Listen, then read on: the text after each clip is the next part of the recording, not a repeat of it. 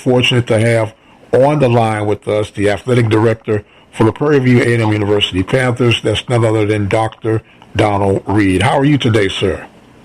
I am well. How are you, sir? Well, I'm wonderful. We do thank you for taking out time of your busy schedule to go ahead and share with us and our listening audience of the things that are going on at the Hill. Oh, things are going very well. We're, of course, in summer session number 2. We have students on campus and taking courses, and we're also preparing for the fall semester. We're also preparing for summer graduation. So it's a very vibrant and active part of the season, summer season, as you would expect. So we're very excited about finishing the summer strong and getting to the fall semester. Absolutely. Now, we know there's a lot of dynamics that have been trickling down, of course, from the Power 5 circuit. And a lot of people don't know, although not as impactful, but some of those things have domino effects as it trickles down to the FCS. Is that not correct? Yes, we do get a trickle-down effect. One of the things, depending on the sport, if we're speaking football, we get some trickle-down as far as rules, regulations, and procedural things.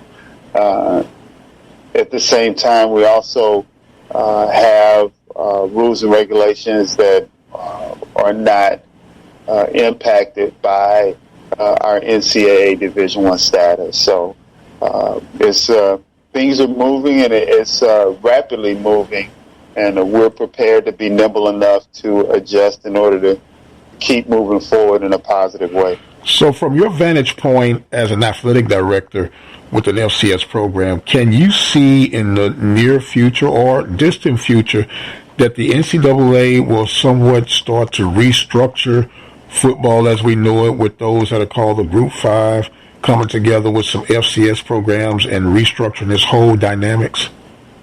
I can foresee that. I think the tone will be set here in the next 25 to 60 days. And the reason why I say 25 or so, in August, there'll be a transition in the Board of Governors of the NCAA.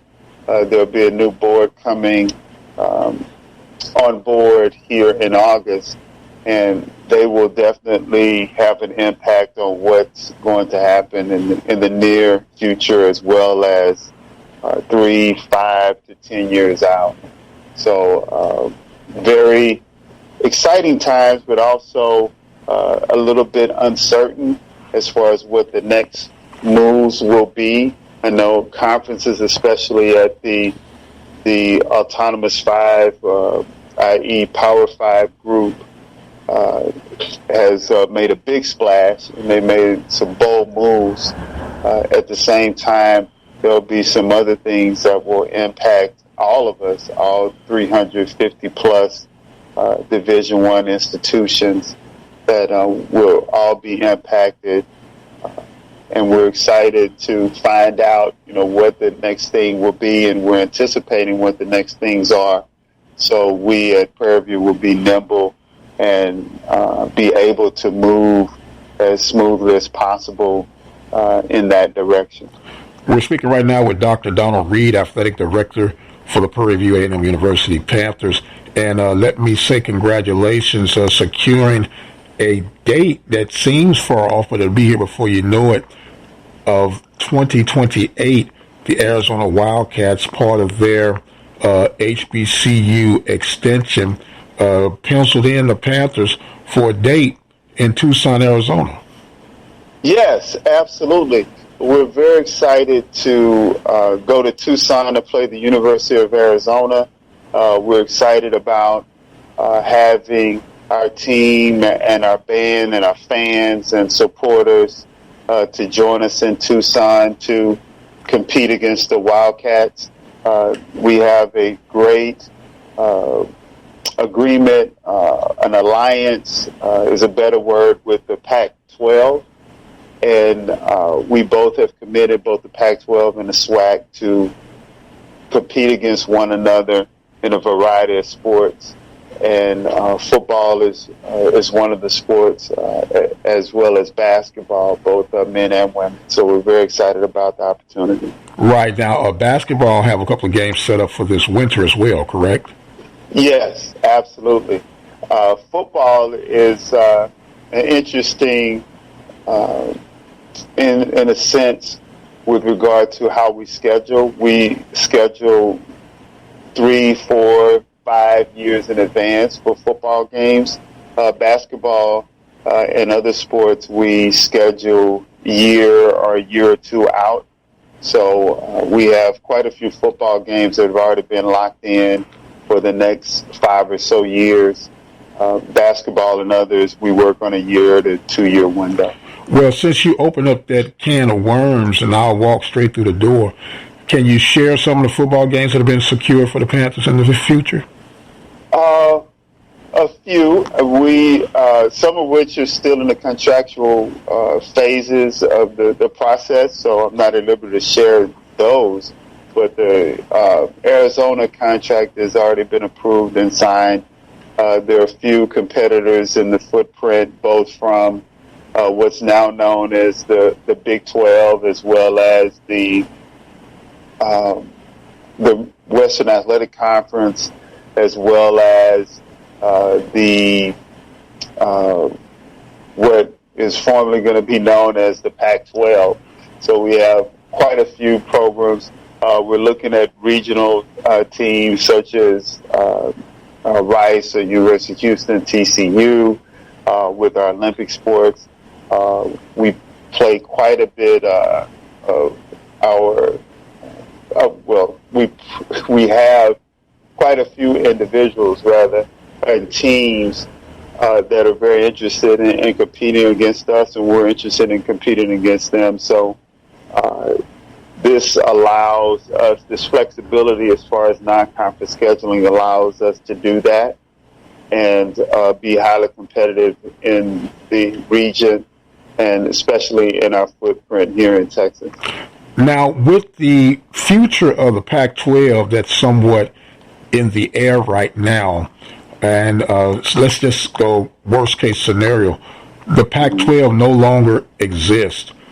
Will Arizona still be able to honor this contract, and what impact would that have on future games with teams known in that Pac-12 region right now? Both answers are positive. Yes, I mean, they're reaffirmed that they will live up to the contract to this point. Of course, there's a buyout if it comes to that. And on the other side of things, I'm very confident that we'll have opportunities to compete against those FBS programs and be able to secure the matchups that we would love to continue, whether they're regional relationships or rivalries, as well as some things nationally. It all depends on what the next step would be with these super conferences. When you're talking 16, 18 members, you start thinking about, okay, is it going to be a cross-conference competitions? And I'm speaking primarily with football. Or will they have a situation where it's, in essence, I'll use the NFL as an example. You have an Eastern Conference and a Western Conference, and they compete against one another within their conferences or their divisions until they get to the championship segment. So it's a lot to be determined between now and when the first transition occurs. I believe I read early this morning that one group is transitioning after the 23 season, which is very, very soon. And there are some that won't transition until 25 or 26. So I'm sure that as we're speaking right now, others are speaking about just what we're talking about and making some decisions on what the next steps are.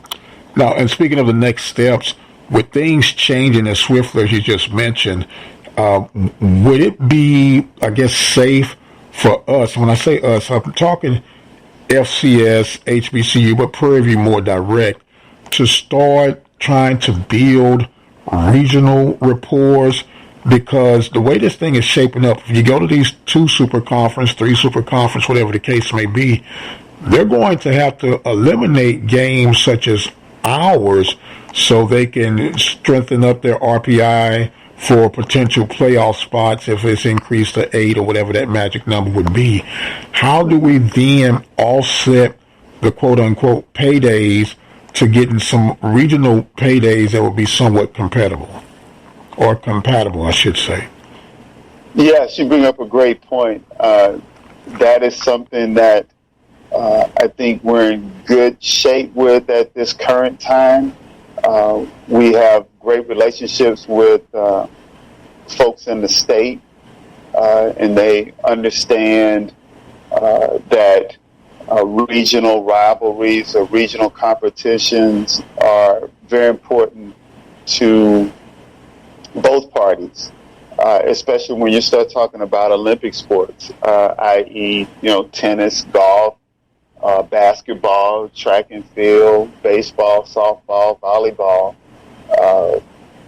All of us want to continue to provide a great experience for those student athletes and also for the students on both campuses to have the ability to come and see their peers compete on their campus, or might want to take a drive down to Houston or up to Dallas or San Antonio to watch their team compete against a regional rival. So I'm optimistic that we will continue those relationships such that we'll be able to continue to have those competitions in our region. Okay, very good. Now, we know that the world of television and streaming is very, very prominent these days. What are the plans, if any, for Prairie View as far as securing an individual TV deal, cable deal, or streaming deal, or anything like that in the works? Yes.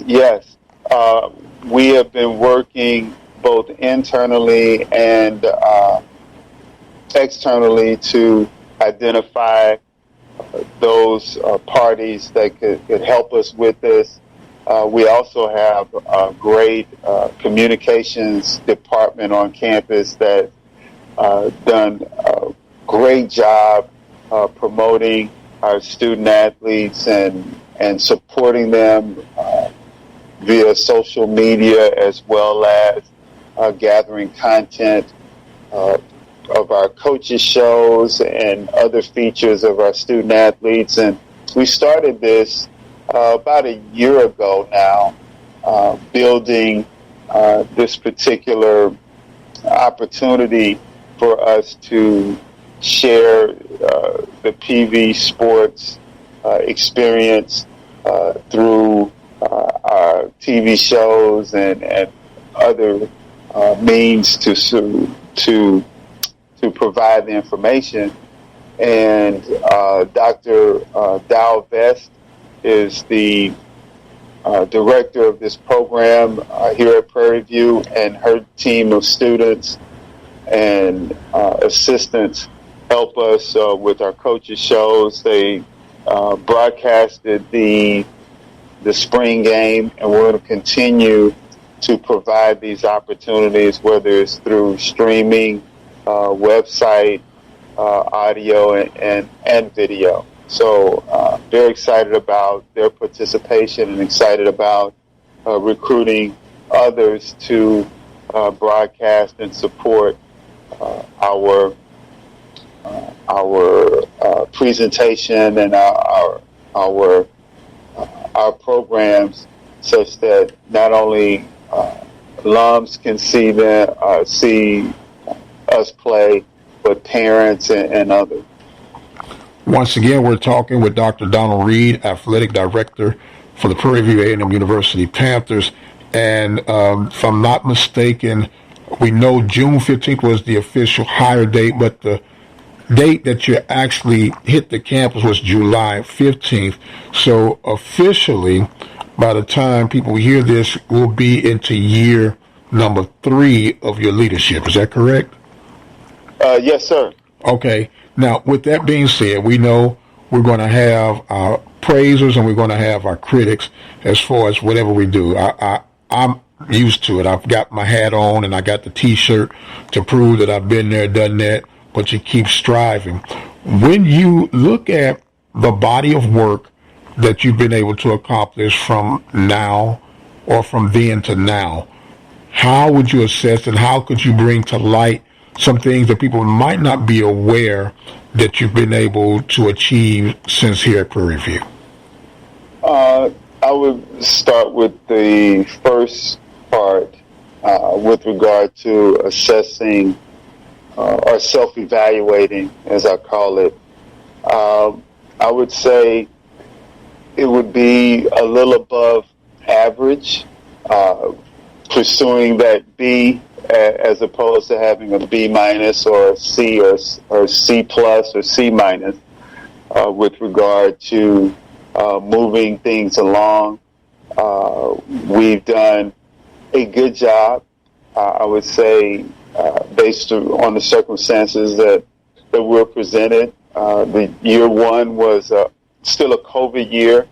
We had 3 football games, and I think everyone else started in the spring of 21. There was no activity in fall of 21 at all. I mean, fall of 20, excuse me, at all.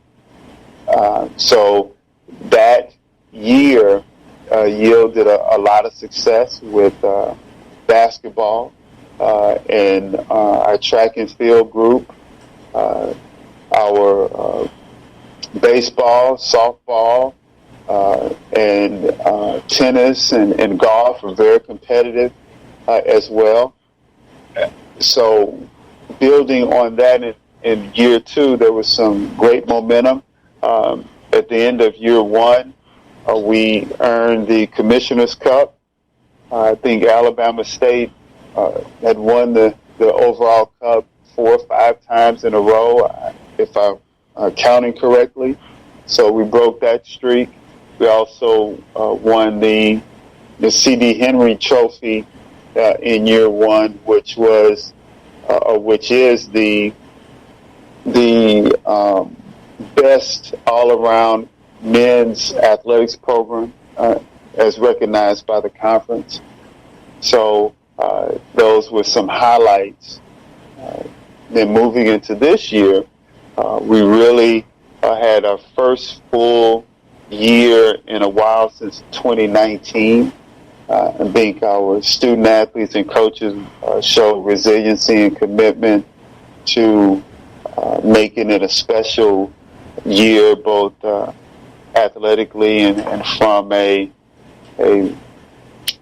academic and student development aspect as well. You know, as we move through the space this year, we really got off to a great start with our fall sports, and we carried that momentum throughout the year. There were some bumps in the road that we didn't expect. However, I was very proud of how we pushed forward and were very resilient and fought to the finish with all of our sports, which allowed us to compete and win another Commissioner's Cup and actually win earning 8 individual team championships. And so very excited that happened and very proud of our student athletes and coaches that did a great job with their teams, as well as did a great job being resilient and overcoming some obstacles that were in front of them to earn all of the accolades that they surely deserve. So this particular year, we won all three trophies. We won the Commissioner's Cup, the C.D. Henry Cup, that's the men's all-around athletics program, and then the Sadie McGee Barber Jacket Trophy, which is in recognition of being the all-around women's athletic program. So we're very proud of our student athletes again, and our coaches and our supporters and all that helped us achieve these goals that we have set for ourselves every year. So this year was a good year to great year as far as how we performed, but after speaking with our coaches at the end of this year, they're excited for what's next, and we're not satisfied. We want to continue to build on what we've established over the last year and a half to 2 years, and we need everyone's support in helping us to sustain where we are and continue to elevate as we move forward. Well, I was glad to hear that you said that you wasn't satisfied, because there is somewhat of a hiccup when some mention the Commissioner's Cup. They say it's not a balanced playing field. By that, in the case of Prairie View, we offer 18 sports. Some do not offer the 18. Some offer 14. Some offer 16. So the narrative is that there's already an advantage if you just place third and a couple of second. And then, as you mentioned, the 8 championships. And if I'm not mistaken, you had softball tournament champion, bowling champion, football division champion. You had your men and women's track did outstanding in the indoor and outdoor events, which is what kind of build up and led to that 8, and not forgetting soccer. How do you respond to those who say, yeah, that's good, but you're only really competing against 2 or 3 other universities within the 12 universities that make up the conference? Well, I will say this is where we are as far as a conference is concerned, and the rules of engagement are as such, and we put in the work to win the championship as well as be highly competitive.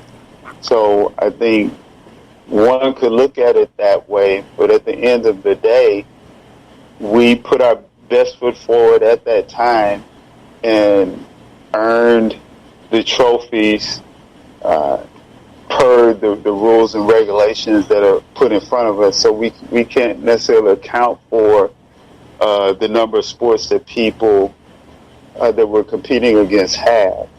We have what we have, and our job is to compete at a very high level and represent the university with high integrity and put our best foot forward, and the results will take care of themselves. And in the previous 2 years, we earned the trophies that we received, and I'm very proud of our student athletes and our coaches, and applaud them for what they did over the last year and a half to 2 years to allow us to be where we are now. Very good. Now, I'm on record for saying I believe that we're headed to, and I'm in favor of, there being some type of salary cap for the FCS division. For example, you can have a minimum of this budget and a maximum of that budget. That way, if you're competing with schools who might not have the necessary budgets that are necessary to put forth a competitive program from A to Z, not just one sport, that they might need to be rerouted to another division.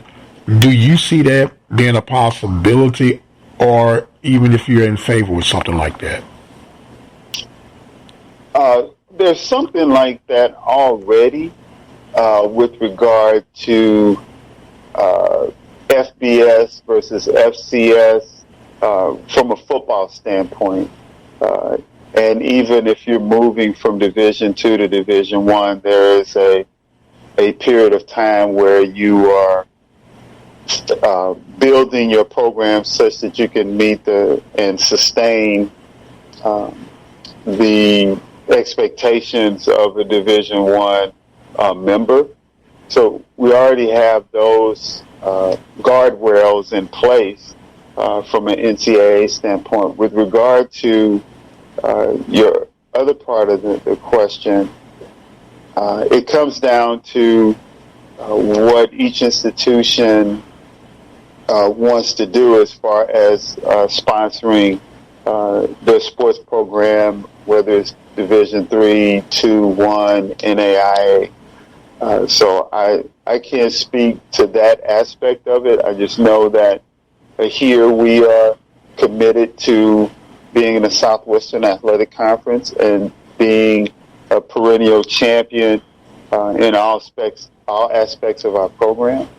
And that's our focus at this point. I know that I also keep a very keen eye and ear on what's going on, what how things are trending, and what the next wave could potentially be. We will be prepared and nimble to do so as it presents itself.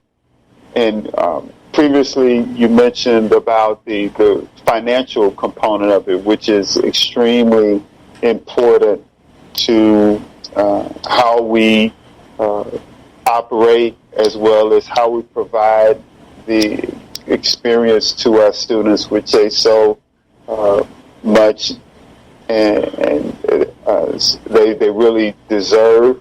We want to make sure that we're in position to provide that great world-class experience that we expect to provide to all of our student athletes. So I think that's a very critical part of it also. That's something that I think about and we talk about quite a bit as an executive team. And we're always looking for ways to enhance the experience. And in doing so, the results of that would be a highly competitive student athlete in a highly competitive program, whether it's in the classroom or in competition, athletics competition. Yes, sir. Now, it was ironic that you would mention the student athlete's experience, and you want it to be at its apex. And it's no secret that of recent there have been, due to the fact of social media, some disgruntledness, shall we say, amongst the. Are you able to go into what those may have been, and have they yet been resolved? Not in detail, but we're definitely in the process of resolving those issues and those concerns. We have resolved one of those relatively quickly. There's some things that what we consider low-hanging fruit that we addressed immediately after the announcement or the release was made. So those things we're committed to not only doing just for this particular to address this particular situation, but it's being ongoing. Will be ongoing, for the foreseeable future and beyond. Now, you spoke of the low-hanging fruit, and there may be some who are listening that might not even have a clue of what we're speaking of. Are you able to explain what that low-hanging fruit was that was able to be addressed?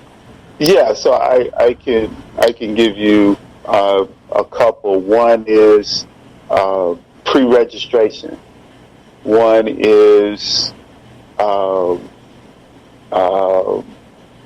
being able to adjust schedules to do certain activities would be, I was trying to think of the best way to explain it. I'll give an example. Say Donald Reed needs to be at an event. He's now, based on being an auxiliary group that would travel to a certain event. Now we're able to provide resources, so Donald will be able to do both things. He'll be able to take care of things once he returns to campus, and he'll be allowed or have an excused absence, for an example, to go and represent the university at X place. Things of that nature. Okay. Yeah. Now we know that when you're dealing with 18 different sports, things are going to come up. Some foreseeable, some out of the blue. For example, had an exceptional couple of coaches to leave to go in other avenues, and fans from the outside looking in, but well, why is this place or this person's position still vacant? Why has this not been filled? How do you explain that to the common fan who might not know the insides of what's going on and what it takes to fill that void? What do you say to them at that point? Well, it's quite a few dimensions that are involved there. Some of which would be not the correct fit for both parties, or one party or the other. There might be issues, and this is something that I'm not making up. This actually happens. There are the pool of candidates do not meet the expectations of the potential employer, or it could be that an offer is made, counter offer is made, and we are in diametrically opposite spectrums, whether it's salary, benefits, contract versus year to year. So it's a lot of things that go into the negotiation process, or just not a good fit. So it's a variety of things, and pretty much all of those occurred. And some of it is also timing. The timing of when the person vacates the position also has a significant impact on how quickly you can move. Very good. Now, we're speaking again with Dr. Donald Reed, Athletic Director for the Prairie View A&M University Panthers. Plate is always full. Head is always on a swivel. And once again, when you're dealing with a masses of people, and we know that part of the responsibilities of that athletic director is fundraising. And, you know, people have this, I'm going to say the Janet Jackson mentality. What have you done for me lately? And from outside looking in, I've heard you talk about the Commissioner's Cup. I heard you talk about the competitive of the coaches and salaries, this, that, and the other. But for the person who is not maybe as in tune as they should be, or even concerned as they should be, how do you relay the message to that particular group of people that, hey, you still need to sow a seed over here, and here's why? Yes, I would say the first thing would be that we want to continue to elevate our experience for our students. Financial support is essential to us doing so, and minimally it helps us sustain what it is we're doing currently. As we all know, everything increases in cost. There's also the situations that you are not necessarily expecting, but you always want to have that reserve in place to continue to support and grow the program. There's also an expectation that as we continue to move forward, we're going to be competing longer, i.e. in postseason play. With the advent now of being able to bring in student athletes to train prior to the beginning of the fall season, having students attend summer school to accelerate their graduation track or to continue to move forward to earn their degree. The operations of facilities and all of that are all a part of the athletics enterprise, and it takes philanthropic giving, it takes buying season tickets, it takes the group, the masses, myself, as well as everyone contributing to make sure that we are providing the best student-athlete experience we can for our students and student-athletes. So, I mean, those elements are very critical to our success.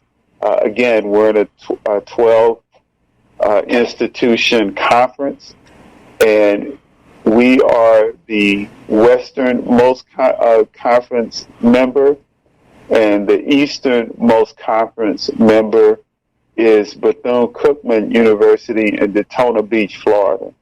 So to move a team, however small or large, from Prairie View, Texas to Daytona Beach, Florida, it's costly, and it also is something that we must do with our teams. So it all takes money and support to make sure that we are providing the experience that we would expect to provide to our student athletes. Now, you brought up the magic word, money, and we're definitely in a new era. We got the transfer portal and the NIL. Now, we know when we hear those two words, they're like swear words if you talk to some of the coaches. And I can imagine even yourself being an athletic director. What impact does the NIL in particular have on our program at Prairie View or FCS programs? We know that there are deals out there, but they won't be the mega deals that you're seeing on the FBS level that you would have on the FCS level. And do you have any partners in line to help be more competitive in drawing that particular student to help build the programs? Yes, I will start with the last part of the question first. Yes, we have a group that's working in the NIL space. We internally within athletics are not associated with the NIL components. Per rules and regulations, it has to be outside of the athletics department. Currently, things are changing very rapidly, but in this particular instance, NIL is separate. It's a 501c3. Actually, the state of Texas has laws around the NIL, so that would be outside of our auspices and control. Internally, we'll continue to work diligently with the fundraising element. One of my most recent hires is Associate Athletic Director Michael Yant. He's in charge of our fundraising element and our marketing and external relations component. So he and I are working every day to get sponsorship as well as donations and increase our philanthropic efforts to enhance what we're receiving from and increase what we're receiving from the university through our operations account, which is standard operating procedure in the industry. as far as having an operating budget, and then we go and fundraise for the additional needs that we have in order to make sure that we remain competitive and, again, have a great student-athlete experience of which to provide to our students. Okay, and since your arrival at Prairie View, have you been able to increase that fundraising goal? And if so, by how much? The first year was not a good year at all. This most recent year, we have increased our number of potential sponsors and also increased the number of dollars that we are raising with our existing sponsors. The timing is such and was such when I arrived that there were a lot of expiring contracts. So we've been in negotiation to renew some of those contracts or get new contracts that increase the level of revenue that we're generating. I would say it's a work in progress, but we are definitely actively pursuing not only renewing current sponsors, but working with other sponsors that have not been sponsors to really help us move the needle from a fundraising standpoint. Okay, and for fundraising, when people hear fundraising, they automatically think corporations, big business, not necessarily long of small businesses or small groups or individuals. Do you have different levels of the fundraising packet, or is it a come all, get all for one for all type fundraising approach? Well, it's very comprehensive in that we have what we consider a legacy society or champions group giving, which would be different than a sponsorship or annual giving. I'll give an example. Folks that might want to give, let's say, $100, they would give to an annual fund, or they could choose to give to a sport.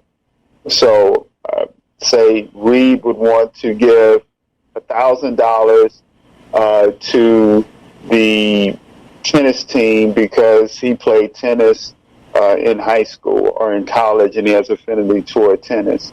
Reed might also say, well, I would like to give $1,000 to the athletic director's fund and to allow her to use that those dollars as he or she sees fit. So we're trying to create a platform, and we're releasing this here within the month to allow individuals to pick what fits them best and how they would like to give. So, and this would be in addition to, of course, season tickets and other things. However, each individual can choose how they would like to give and to whom they want to give if they choose to do so. Okay, would they contact you directly or someone within your department? Well, there'll be we're putting it out on a platform, so we're going to broadcast that out. If they have specific questions now, they can reach out to Michael Yant, and it's M as in Mary, I, Yant, Y-A-N as in Nancy, T, at PVAMU.edu. And he's our chief fundraising officer. Okay. So there's something for everyone that chooses to be involved.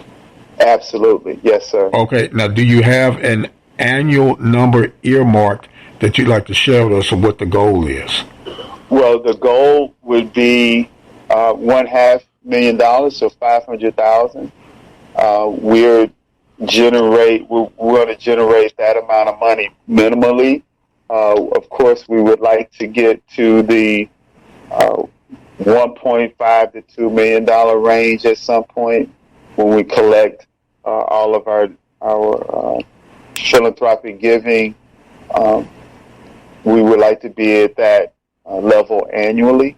That will help us continue again to provide great experiences and also to operate at a level that we feel is necessary to sustain success. Okay. Now, for those who are listening, and just for clarity, you mentioned the person that wanted to give $100 or $1,000 or $10,000. Is this something that a person could pledge out, or do you have to have that check right in time? That's why I'm asking. So in all I get it, we get an understanding. So a person say, absolutely. I want to pledge $1,000. In my case, I play baseball toward the baseball team, and I might write first half for $500 and do the balance in installments. You can do something like that. Yes, sir. Yes, sir. Okay. Absolutely. Very good. Absolutely, you can. Very good. Now, a lot of information that has been shared, and I really appreciate you taking time out with us today here at the Open Mic and the Mike Prince Show. I want to give you an opportunity. We always address those who we know support us, but I want you to step outside the box just for a moment, and I want you to address your critics right now. Whatever it is that you would want to share with them, to let them know, hey, you really need to reconsider what your views and how your views are and come on board. And I'm going to give you the floor to share that right now. I would first say I really appreciate your passion and your commitment to our university and our athletics program and your passion for it. I also appreciate the fact that you're interested in what we're doing and specifically who's involved. I just want to say that I'm here. I'm, of course, the director of athletics. At the same time, I'm a part of a team. And I was always taught growing up in this industry from a student athlete and the like. Talent wins games. Teamwork wins championships. Talent wins games. Teamwork wins championships. And that's what I expect when I work with my staff and coaches and everyone. I want us to keep that in mind. Of course, we're going to have some disagreements. There might be some decisions that are made that we really might not understand fully or even care to understand. We just don't like it. At the same time, we're all a team, and that's how I look at this. We're all a team, and we all have roles within the team that we have to take care of, and we have to play in that position. And I want us all to feel at least comfortable and as respectful of one another, that we will say we know that everyone wants the best for the university, the athletics program, and the student athletes. We all want that. There might be different ways that we look at it, but at the end of the day, that's what we want to do. So sometimes it might be that, okay, I'm not sure that this is what I would do, but at the same time, I would do my best to make this a successful endeavor, because I want the university and its student athletes and students to have a great experience. And that might mean I might need to play a position I don't necessarily want to play, or I might not like the play that's called, or I might think that we should go left instead of going right, but the decision was made to go right. Let's line up and say, in support of the young people, in support of the university, the program, and those spaces that we love, and we know that this is something that could potentially help us grow. Let's get behind it and push forward. And I'm very confident that what we're doing here is something to get on board with and move forward. The results are what they are. They're paying off currently, and the goal is to elevate it, not only sustain but elevate. What else can we do? Let's go win some more championships. Let's advance in NCAA competition. There's a lot of things that we still want and need to do, and we need everyone on board, being positive externally, because we have a lot of folks that are interested in investing in us, quite frankly, and they look at, where the support lies. And if we're fragmented, they might not want to engage us. That would, in essence, be detrimental to what our goals would be. And that is to continue to generate revenue, increase our exposure such that we'll generate more revenue. So I ask that all of us to remember that, including myself, that this is just bigger than just one person or whatever the case might be. So we're all here to provide that great experience and win. So in translation, if I'm hearing you correctly, people are willing to invest in people who are willing to invest in themselves. Yes, sir. Okay. I just wanted to make sure that I was hearing you correctly. And one of the things when you were speaking that popped up, and forgive me for failing to mention this earlier, but you and I have discussed it, and I might say in rather passionate conversation piece about the mythical or not so mythical 3.0 Mendoza line. And a lot of people are saying, well, is Prairie View really serious about putting the very best student athlete forward with having such a high mark? And I know that you say that it's not in concrete stone, but it's adjustable. And the response is, well, if it's not in concrete stone, why have it there to begin with? Can you explain that to the listener? Yes, absolutely. There's standards everywhere that we must meet as a threshold. And there are some standards that will allow you to have a little leeway. Case in point, I'll use an athletics example. There are time and distance metrics or thresholds in order to be considered for the NCAA regional track championships. I'll use track because it's pretty easy in this example.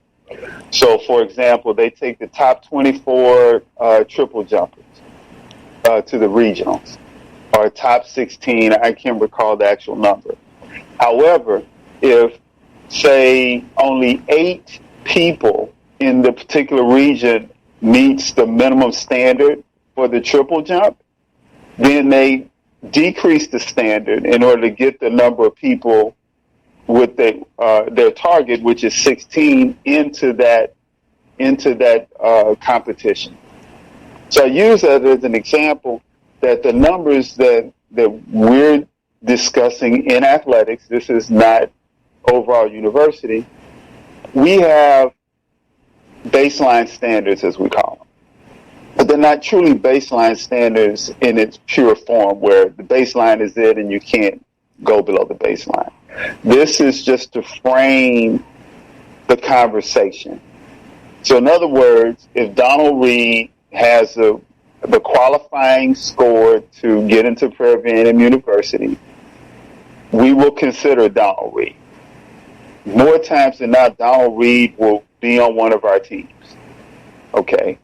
It's just, again, just to make sure that Donald understands what he needs to do in order to put himself in the best possible position to matriculate and graduate from this institution. So I know that there are things that are out there which is interesting. This is an internal operation that seems to have become external now, but that's another story for another day. But it's not that I'm trying to hide anything. It's just interesting that we would get to this level of specificity, be that as it may.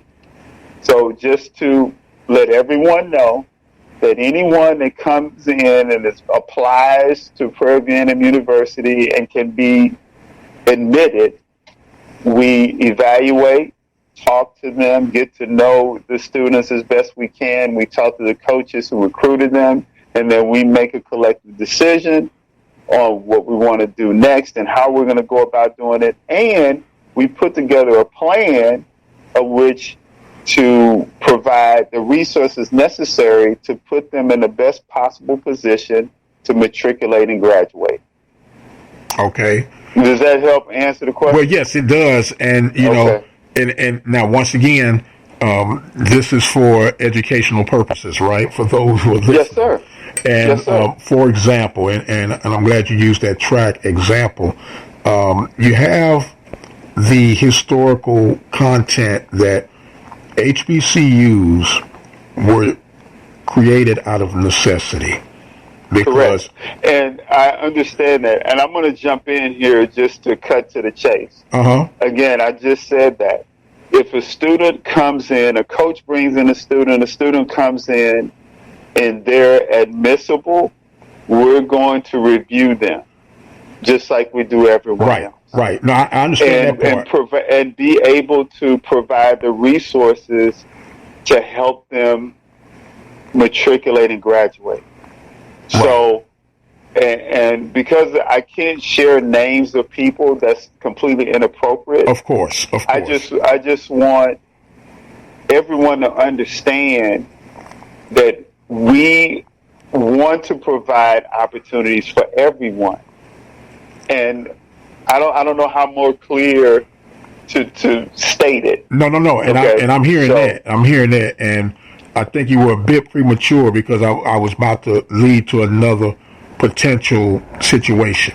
Oh, okay, yeah. Whether true or false, we know that word gets out, and let's say you have a student athlete who has a very keen interest in wanting to become part of the Prairie View program, but then they catch wind, once again, whether it's true or false, but it's out there. Well, you know, you need a 3.0 to get in Prairie View, and they go, wow, really? So that automatically erases Prairie View off their list mentally because they know they don't have that 3.0. Mm-hmm. Not saying that the coach brought them in, you know, and they said, okay, this kid is, 2'6", 2'7", but they got the promising factors. I understand you work with those people and put them on a program, but those who never get to that point, how do we get that message out to them that we're here to help you as well? I would say before they make that decision, they need to contact someone at Prairie View A&M University. Because I don't know how other way to address that. But you understand what I'm saying, though, when No, I understand completely what you're saying. Right. And part of the recruitment process now, if we don't have, if they haven't contacted a coach or someone in our program, they won't know that information. So they won't even know anything about 3.0, 3.5, 2.0 unless they've heard it from somewhere else. Right. So and I encourage folks to, if they want the real information, they need to go to the real source, the folks that are doing it. Absolutely. And whether it's one of our coaches or one of our administrators, just have them contact us and we will walk them through it, whether it's the student athlete, the parents, or whomever. We will explain every aspect of it. Very good, very good. And with that being said, they say, if you just mentioned, if you want to know, go straight to the source. And that's how, you can eliminate a lot of false narratives that float around. Yes, sir. Whether intentional or non-intentional.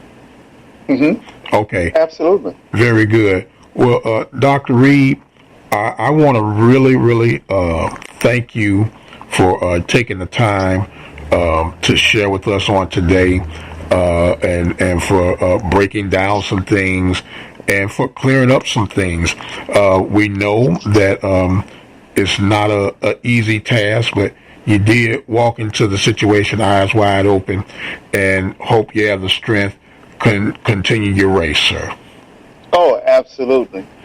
Absolutely. Panthers persevere, and that's what I've been built to do, and I'm going to persevere and move forward, remain positive, and because that's just who I am, and I want to be someone to help us all continue to grow and be proud of what we're doing here.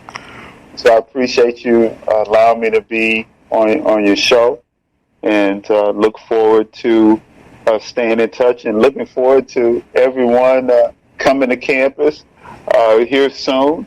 We're going to have some volleyball and some football, and a whole lot of other great stuff going on here in athletics and even on campus. I mean, the band has already started their band camps, and so we're getting ready. We're very excited for the new year. Soccer and volleyball kick us off, and then before you know it, the folks from Houston will be here for the Labor Day Classic. Yes, sir, and it's something we're all looking forward to. Once again, he is Dr. Donald Reed, Athletic Director for the Prairie View A&M University Panthers. I am the radio guy, Dr. Mike Prince. I want to remind you that you can follow me on Twitter at The Mike Prince Show. Subscribe to our YouTube channel at the Open Mic Broadcast Network, and always feel free to visit the website at obnradio.com. And until the next time, you guys be blessed, and we'll see you on the other side.